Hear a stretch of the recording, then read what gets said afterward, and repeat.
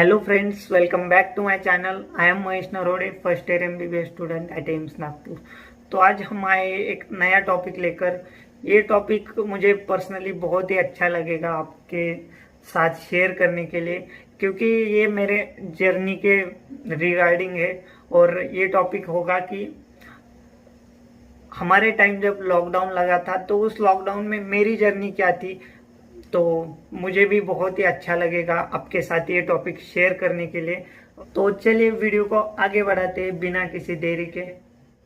अगर आप कोई ऑनलाइन कोचिंग ढूंढ रहे हो तो अनअकैडमी एक one of the best option हो सकता है, क्योंकि अनअकैडमी पे होते हैं India best educators, interactive live classes और लाइव टेस्ट एंड क्विजेस भी कंडक्ट किए जाते हैं। उससे स्टूडेंट का पढ़ाई में इंटरेस्ट बढ़ता है और MCQ सॉल्व करने के बाद कॉन्फिडेंस भी बढ़ता है। जो भी कोर्सेस है वो स्ट्रक्चर्ड फॉर्म में अवेलेबल है। अनअकैडमी पे 17 जुलाई से all India mock test NEET 2021 के लिए स्टार्ट हो रहे हैं। बिल्कुल फ्री मॉक टेस्ट है, जल्दी से एनरोल करना और अपने प्रिपरेशन को बूस्टअप कीजिए। अभी नीट 2021 स्टूडेंट्स के लिए all star batch crash course चालू हुआ है 23 जून से, तो आप इसमें एनरोल कर सकते हो। वैसे ही नीट 2022 एस्पायरेंट्स के लिए आरोहण बैच, अतुल्य बैच और संजीवनी बैच चालू है। नीट 2023 एस्पायरेंट्स के लिए नर्चर बैच और संजीवनी बैच अवेलेबल है। अगर आप मेरा कोड महेश 650 यूज करते हो तो आपको 10% डिस्काउंट भी मिलेगा। अनअकैडमी पे अभी वीकली स्कॉलरशिप टेस्ट भी चल रही है, आप इसमें प्री इनरोल हो सकते हो एवरी संडे 11 AM और 1 ईयर नीट यूजी प्लस तक का सब्सक्रिप्शन पाने का चांस भी है। अनअकैडमी पे अभी NEET UG July jumbo offer चल रहा है। ये iconic and plus subscription offer है, वैलिड टिल जुलाई 16। तो hurry up and grab the offer now. वैसे ही अनअकैडमी पे NEET UG plus IIT JEE के लिए बिग कॉम्बो ऑफर चल रहा है, ये भी 16 जुलाई तक ही वैलिड है। So hurry up and grab the offer now. अगर आपको कोई सब्सक्रिप्शन लेना है बट अफोर्ड नहीं कर पा रहे हो तो Unacademy will now help you to get financial assistance. इन सब की लिंक मैंने डिस्क्रिप्शन में दे दी है, तो आप वहां जाके चेकआउट कर सकते हैं।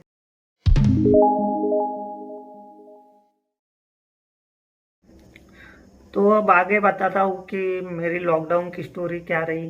कुछ थोड़े बहुत उतार चढ़ाव आए और उस पर मैंने कैसे थोड़ा बहुत एडजस्ट किया वो भी बताऊंगा।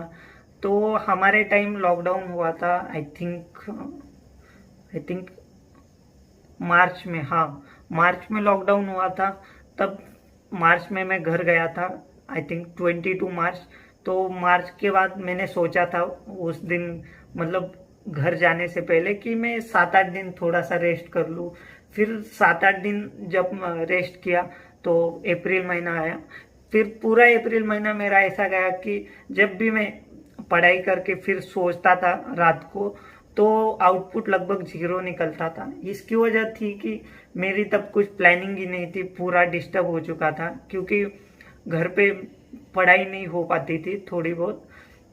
तो सबके साथ अभी यही हो रहा है, बट आपने कोप अप कर लिया। हमारे लिए थोड़ा सा मुश्किल था, हमें पहले कुछ भी पता नहीं था कि ऑनलाइन कैसे पढ़ाई करते हैं या टीचर के बिना कैसे पढ़ाई करते हैं।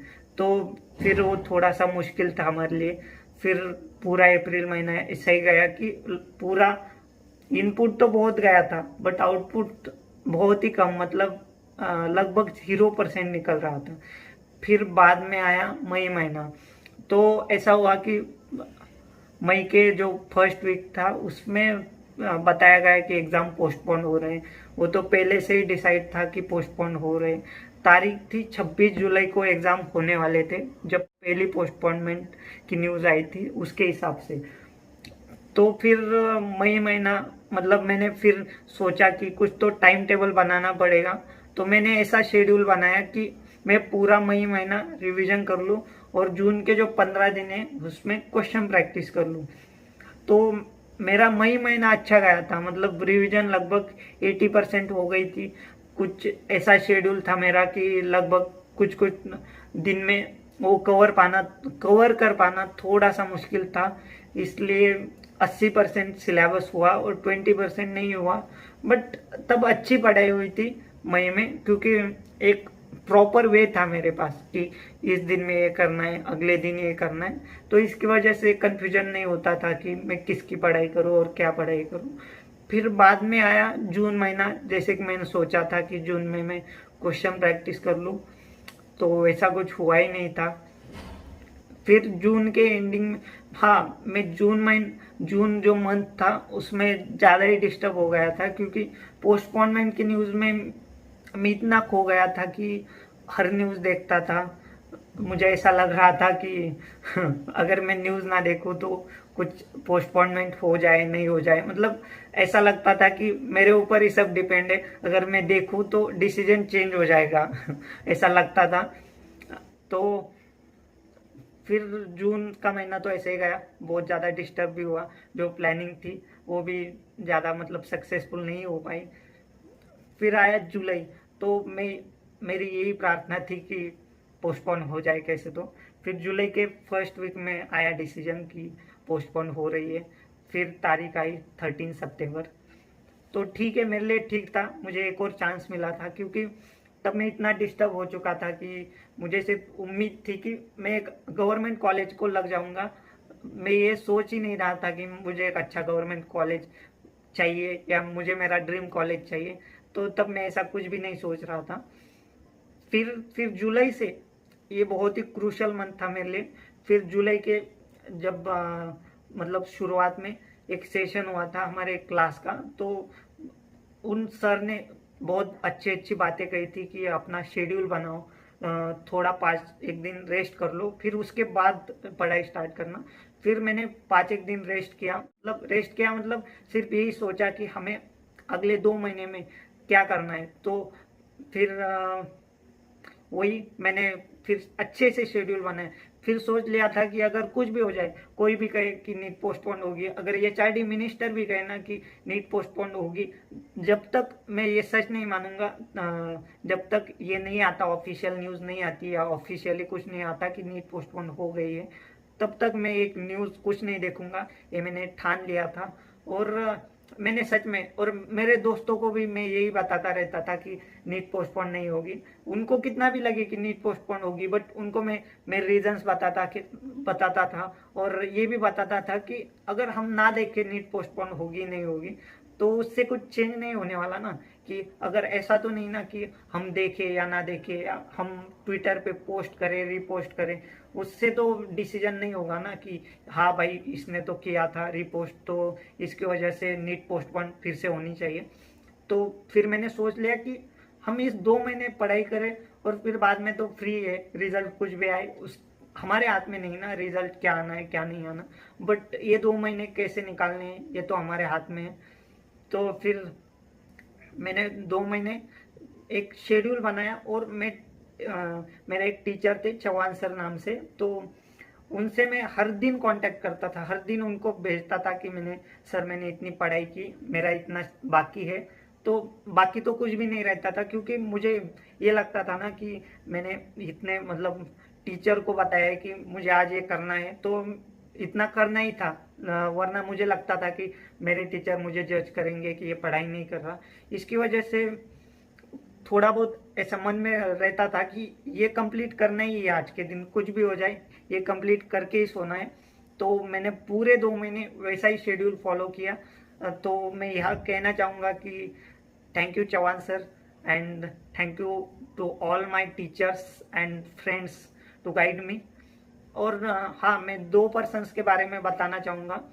उन्होंने लॉकडाउन में मेरा क्या प्रॉब्लम हुआ था कि मैं टीचर से मतलब थोड़ा सा डरता था कि टीचर मुझे जज करेंगे, मैं ऐसा पूछूं या ऐसा बताऊं कि मेरी अभी पढ़ाई नहीं हो रही। तो ठीक है, तो मैंने मेरे एक फ्रेंड को ऐसा बताया था कि मेरी पढ़ाई नहीं हो रही, थोड़ा सा डिमोटिवेट फील कर रहा हूँ। तो उसने एक ही बात कही और मुझे वो बहुत ही अच्छी लगी कि आज मतलब जो टॉपर आया है ना नीट 2020 का, तो तब वो भी यही सोच रहा होगा कि मेरी भी पढ़ाई नहीं हो रही, मेरा भी सिलेबस कंप्लीट नहीं हो रहा। मतलब जो तुम्हारे साथ होता है ना, तो लगभग 90 या 95% लोगों के साथ होता है, बट तुम कम बैक करो ना, तो वही सबसे बड़ी चीज़ है। मतलब तुम अगर पढ़ाई नहीं कर रहे हो और अचानक से कुछ मोटिवेशन आ जाए और तुम पढ़ाई करो, come back is better than set back. तो उस पर्सन ने यही कहा था, उसका मैं नाम नहीं लेना चाहूँगा। तो उस पर्सन ने यही कहा था कि तुम कम बैक करो, तुम्हारे मतलब तुमने मुझे ये बोला है, बट बहुत सारे स्टूडेंट या बहुत सारे अपने ही फ्रेंड सर्कल में ऐसे है कि उनकी भी कंडीशन सेम ऐसी ही है, बट वो बोलते नहीं। उनको लगता है कि जो अपने फ्रेंड्स है वो हमें जज करेंगे, इसकी वजह से वो किसी को बोलते नहीं। तो उसकी वजह से भी मुझे थोड़ा सा मोटिवेशन मिला। तो फिर जब 13 सितंबर आया तो मैं यही सोच के गया था पेपर देने के लिए कि आज का दिन निकालना है, फिर कल से तो मौज ही मौज है। तो मैं यही मेंटेलिटी के साथ गया था। और जब पेपर दे के बाहर निकला तो एक ही था मेरे मन में कि पेपर अच्छा गया है। ये पता नहीं था स्कोर कितना आएगा क्या आएगा। तो ठीक है, फिर ऐसा लगा कि अब मेहनत की थी तो इसकी वजह से पेपर अच्छा गया, अच्छे नंबर भी आए, अच्छा कॉलेज भी मिला। तो I am happy with my efforts and सबको थैंक यू बोलना चाहूँगा जिन्होंने भी मेरी मदद की है। इस मतलब जो कठिन समय था उसमें जिन्होंने मदद की है वो बहुत ही इम्पोर्टेंट थी। तो यही थी मेरी स्टोरी। तो ये स्टोरी आपको कैसी लगी आप कमेंट सेक्शन में ज़रूर बता सकते हैं। अगर आपको कुछ मोटिवेशन की या कुछ प्रॉब्लम्स है पढ़ाई के रिगार्डिंग तो आप इंस्टाग्राम पे मुझे कांटेक्ट कर सकते हैं। इंस्टाग्राम की आईडी मैंने डिस्क्रिप्शन में दे दी है।